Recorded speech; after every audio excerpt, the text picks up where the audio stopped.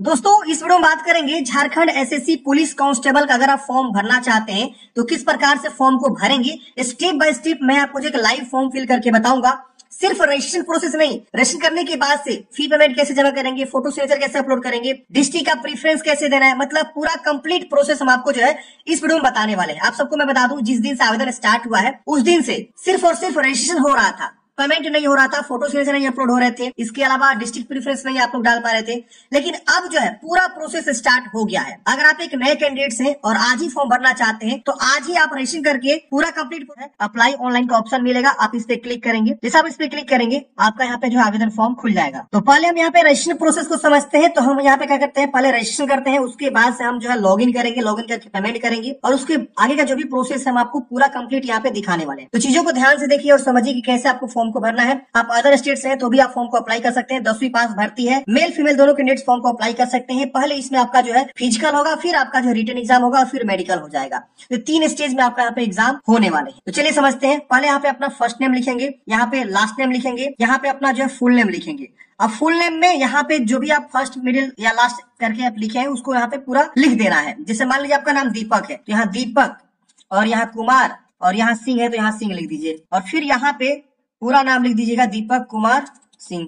मैं एग्जाम्पल के तौर पे बता रहा हूँ। अगर आपका दीपक कुमार सिर्फ है नाम तो यहाँ लिखिए कुमार, और यहाँ से आप दीपक कुमार बस यहाँ फुल नेम लिख दीजिएगा। तो ऐसे आपको लिखना है। लास्ट नेम हालांकि लिखना भी मैंडेटरी नहीं है, अगर लिखना चाहते हैं लिखिए, वरना इसे छोड़ सकते हैं। यहाँ पे अपना जो है डेट ऑफ बर्थ की चॉइस करनी है। यहाँ फादर्स नेम, यहाँ मदर्स नेम, यहाँ जेंडर बताना है, मेल फीमेल क्या है, मोबाइल नंबर, दोबारा मोबाइल नंबर कंफर्म करना है, आधार नंबर, ईमेल आईडी, दोबारा ईमेल आईडी को यहाँ लिखना है, नेशनलिटी बताना है, विजिबल आइडेंटिफिकेशन मार्क्स, बॉडी में क्या पहचान है ये भी आपको यहाँ पे लिखना है। जैसे तिल का निशान, कटा का निशान, जला का निशान, सिर्फ एक ही यहाँ पे जरूरी है, ये दूसरा आपको देने की आवश्यकता नहीं है। अगर है तो दीजिए, वरना इसे आप छोड़ सकते हैं। यहाँ पे आपको लैंग्वेज का एक एग्जाम होता है। तो लैंग्वेज आप कौन सा एग्जाम देना चाहते हैं जिसमें आपको 30% लाना जरूरी होता है, तो इसमें से कोई भी आपको एक जो है लैंग्वेज पेपर चूज करना होगा। जो आप चूज करेंगे ना वही आपको एग्जाम में लैंग्वेज का पेपर होगा, ठीक है ना। तो आपको यहाँ पे हिंदी, इंग्लिश, संस्कृत, बहुत सारे ऑप्शन है। तो आप देख लीजिए कि आपको किस लैंग्वेज में ज्यादा पकड़ है। 30% आपको लाना जरूरी है। और इस लैंग्वेज का जो पेपर होता है ना, इसको मेरिट में नहीं जोड़ा जाता है। तो आप कोई भी लैंग्वेज का चुनाव करके और उसका एग्जाम दे सकते हैं। 30% लाना जरूरी होता है, क्वालिफाइंग नेचर हो। यहाँ पे बताना है मैरिड है कि अनमैरिड है, तो आप अपने अकॉर्डिंग यहाँ पे जो है बता सकते हैं। वैकेंसी टाइप यहाँ पे आप देखेंगे तो रेगुलर है, बैकलॉग है, बोथ है। तो इसके लिए आपको नोटिफिकेशन देखना होगा। नोटिफिकेशन में आप देखेंगे तो ये देखिए नियमित यानी रेगुलर वैकेंसी है, जिसमें आप देखेंगे तो 76 जो है इस डिस्ट्रिक्ट में है, रांची में 86 वैकेंसी जो है खूंटी में है, इस तरह से आप सिमडेगा में है, इस तरह से गुमला में है। तो आप इस तरह से जो है देख सकते हैं। इसके जस्ट नीचे आएंगे ना तो आपको जो है एक ऑप्शन मिलेगा बैकलॉग वैकेंसी। देखिए यहाँ पे बैकलॉग वैकेंसी मिल रहा है। तो ये बैकलॉग में कितनी वैकेंसी किस जिला में है यहाँ पे आपको देखने को मिलेगा। तो मैं आपको रिकमेंड करूंगा कि आप बोथ चूज करिए, ठीक है। अब यहाँ पे आपको पूछ रहा है कि आप झारखंड के निवासी हैं तो हाँ करेंगे, और अपना जो है डिस्ट्रिक्ट बताएंगे किस डिस्ट्रिक्ट से आप आते हैं, और यहाँ कैटेगरी बताएंगे, जनरल है, एससी है, एसटी है, एबीसी 1 है, बीसी 2 है या ईडब्ल्यूएस। अपने अकॉर्डिंग यहाँ पे चुनाव कर लेंगे। एक्स सर्विस मैन है तो हाँ करेंगे, वरना नो करेंगे। आप 3 साल का ऑलरेडी होमगार्ड में काम किए हैं या 6 मंथ, तो आप यहाँ पे यस करके अपने होमगार्ड के बारे में जानकारी दे सकते हैं, वरना नो कर देंगे। आप स्पोर्ट्स कोटा से रिजर्वेशन क्लेम करना चाहते हैं तो यस करेंगे, वरना नो करेंगे। तो ये हो गया मतलब झारखंड के निवासी के लिए इस तरह से। अगर आप झारखंड के निवासी नहीं है तो आप यहाँ सीधे नो करेंगे। आपका कैटेगरी यहाँ पे जनरल हो जाएगा। भले आप अपने राज्य में किसी भी कैटेगरी से आते हो, कोई दिक्कत नहीं है, आप यहाँ पे जनरल हो जाएंगे, क्योंकि अदर स्टेट वालों को ना यहाँ पे जनरल ही माना जाता है जिस राज्य में फॉर्म भरना चाह रहा है। तो यहाँ पे इस तरह से भरना है। तो अदर स्टेट वालों के लिए सिर्फ इतना ही ऐसे जो है फॉर्म को भरना है। समझ में आ गया ना। तो यहाँ पे वैसे है, अगर झारखंड से है तो अपना यहाँ पे जो है बताना होगा कि किस जिला से है और कौन सा कैटेगरी है आपका, और ये सब जो है आपको इस तरह से रिजर्वेशन वगैरह भी आपको देखने को मिलेगा। अब आता है यहाँ पे क्वालिफिकेशन। तो यहाँ बोर्ड का नाम लिखेंगे, कौन से बोर्ड से आप मैट्रिक पास है और कौन से मंथ और ईयर में पास है। पास यहाँ पे चूज करना है। यहाँ पे अपना बताना है रोल नंबर और कितना % आपको मैट्रिक में मिला है ये आपको बता देना है। तो जो भी आपका परसेंटेज है अपने अकॉर्डिंग यहाँ पे बता दीजिएगा।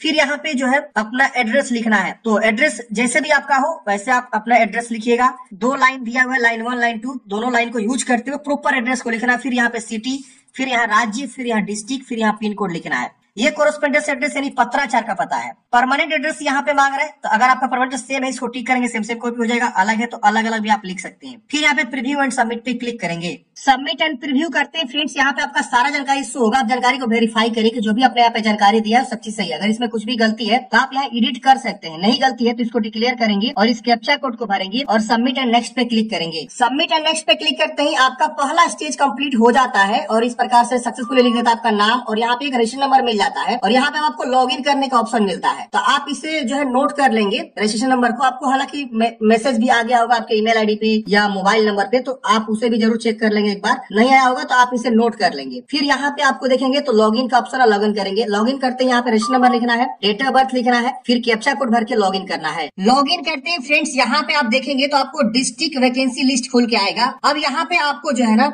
अपना जो है डिस्ट्रिक्ट वैकेंसी लिस्ट को देखना है और प्रीफरेंस देना है। मतलब क्या कि आप कौन से डिस्ट्रिक्ट का जो है चॉइस करना चाहते हैं। अगर आपकी जॉब होती है तो पहला डिस्ट्रिक्ट आप कौन से जो है ज्वाइन करने की प्रेफर आप देंगे। तो यहाँ पे आप देखेंगे तो जितनी वैकेंसी है वो सब यहाँ पे शो करेगा और 1 2 3 ऐसे करके आपको चूज कर लेना है। अब इससे पहले आप एक बार जो है ना रिक्तियों की संख्या देखेंगे। क्या कि मान लीजिए आप ओबीसी कैंडिडेट्स हैं तो ओबीसी कैटेगरी में यहाँ पे आपको देखना होगा कि मेरे कैटेगरी में कहाँ कितनी सीट है, उसके अकॉर्डिंग आप प्रीफरेंस देंगे ना तो बहुत ही अच्छा रहेगा मेरे हिसाब से। तो पहले आप जो है ना ये जरूर चेक कर लीजिएगा कि किस कैटेगरी में कितनी वैकेंसी है। तो यहाँ पे आप देखेंगे मान लीजिए रांची। अब रांची में देखेंगे तो यहाँ पे अनुसूचित जाति 2 में कोई भी सीट नहीं है। तो अगर आप प्रीफरेंस देंगे ना तो कोई फायदा नहीं होने वाला है आपका। तो आप अपने कैटेगरी को पहले देखिए कि किसमें कितनी सीट है, किस मतलब डिस्ट्रिक्ट में कहाँ कितनी सीट है, उसको आप पहला प्रेफरेंस दे सकते हैं। दूसरा जो उससे थोड़ा अच्छा हो, तीसरा उससे थोड़ा अच्छा हो। तो एक बार आप नोटिफिकेशन को ओपन करिए और अपनी कैटेगरी वाइज वैकेंसी को जरूर चेक करिए, डिस्ट्रिक्ट के अकॉर्डिंग कैटेगरी वाइज, और उसके अकॉर्डिंग आप यहाँ से जो है चुनाव कर लीजिए कि हम इसको तीसरे पे रखेंगे, इसको पहला रखेंगे, इसको हम जो है दूसरे पे रखेंगे, इसको हम चौथे पे रखेंगे। अगर मान लीजिए हमने यहाँ पे हजारीबाग में 1 मैंने डाला हुआ, मतलब मेरा प्रेफरेंस 1 नंबर पहला हो। हम कैटेगरी के अकॉर्डिंग ही चेक करेंगे डिस्ट्रिक्ट वाइज वैकेंसी को और उसके अकॉर्डिंग हम पोस्ट प्रेफरेंस को यहाँ पे देंगे। हम यहाँ पे जो है क्या कर सकते हैं, अपना पोस्ट प्रेफरेंस को ऐसे हम जो है दे सकते हैं। तो जितना यहाँ शो कर रहा है आपके क्वालिफिकेशन के अकॉर्डिंग, आपके कास्ट के अकॉर्डिंग, यहाँ पे आपको जो है अपना बारी बारी से चॉइस कर लेना है। तो हम यहाँ पे जो है बारी बारी चॉइस कर सकते हैं। हम एक किसको भी रख सकते हैं, अगर हम चाहे तो इसको भी 1 रख सकते हैं, हम चाहे तो इसको 2 रख सकते हैं। बट आप अपने अकॉर्डिंग सही से चीजों को दीजिएगा तभी जाके जो है सही होगा, वरना आगे चल के दिक्कत हो जाएगा। तो आपको पोस्ट प्रेफरेंस देने से पहले एक बार जो है ना नोटिफिकेशन को देखना है और अपने कैटेगरी के सीटों को देखना है और उसको पहले पे रखना है, फिर उसके दूसरे को, फिर तीसरे को, ऐसे करके आपको जो पोस्ट प्रेफरेंस यहाँ पे दे देनी है।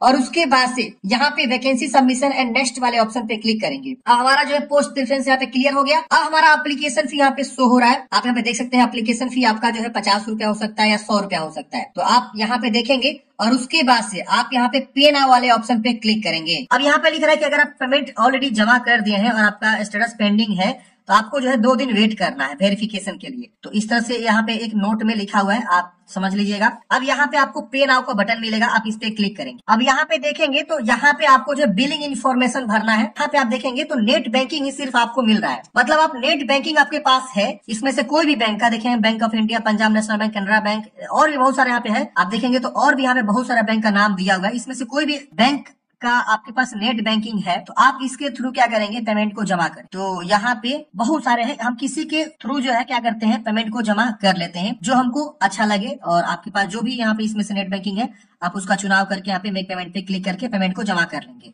पेमेंट जमा करते हैं फ्रेंड्स आपका जो है ऑटोमेटिक रीडायरेक्ट हो जाएगा पेज। यहाँ पे आप देख सकते हैं मैंने पेमेंट जमा कर लिया। अब हमको जो फोटो सिग्नेचर यहाँ पे अपलोड करने का ऑप्शन आ रहा है। पेमेंट जमा करते समय आपको सिर्फ और सिर्फ नेट बैंकिंग ही यहाँ पे आपको फोटोग्राफ अपलोड करनी है 20 से 50 KB के बीच, और यहाँ पे सिग्नेचर अपलोड करनी है 5 से 20 KB के बीच। तो आप इसी फाइल साइज में जो है फोटोग्राफ को चूज करेंगे, अपलोड पे क्लिक करेंगे, आपका अपलोड हो जाएगा। फिर आप सिग्नेचर को चूज करेंगे, अपलोड पे क्लिक करेंगे, अपलोड हो जाएगा। तो फ्रेंड्स हमने यहाँ पे फोटो सिग्नेचर को अपलोड कर लिया है। अब हम यहाँ पे जो है final submission and next step पे क्लिक करेंगे। जैसे हम इस पे क्लिक करेंगे हमारा जो है फॉर्म यहाँ पे फाइनल सबमिट हो जाएगा और यहाँ देखेंगे तो रजिस्ट्रेशन नंबर भी हमको मिल जाएगा। इसके बाद से आप देखेंगे तो यहाँ पे आपको जो है प्रिंट एप्लीकेशन का ऑप्शन मिलेगा, हम इस पे क्लिक करेंगे। अब यहाँ पे आप देखेंगे तो आपका प्रिंट का ऑप्शन आ जाएगा। आप यहाँ पे जो है नीचे में आएंगे, प्रिंट का ऑप्शन मिलेगा, प्रिंट आउट निकाल के अपने पास जो है हार्ड कॉपी सुरक्षित रख लेंगे।